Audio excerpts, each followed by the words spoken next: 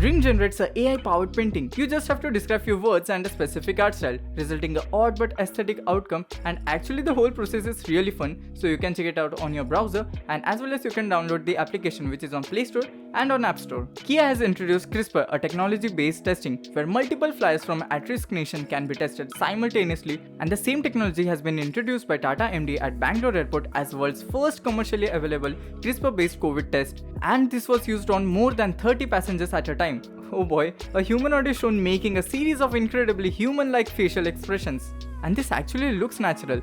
This humanoid's AI operations are managed by the developers for now, and this is really a cool video, so you can check it out on your description. Among every electronic brand, who knew IKEA will be the one who showcases a Qi-enabled wireless charger which is actually wireless and not plugged into the wall?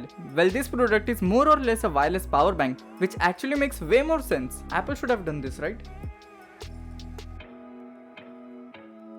Plenty Global Hackathon starts from 13th of December till February. This hackathon is a big one, so do check out the description. Paskathon 3.0 comes with multiple themes. It is starting from 18th to December 19th. Deck Hack is another hackathon with interesting prizes. Well, the hackathon is from December 15th to December 18th. Well, if you want to know more about this, then you know what to do. So yes, this is it for today, but if you want to know more about us, then check out our Instagram handle, or you can check out our website, which is just here. I mean, yes, here I guess, yes, here.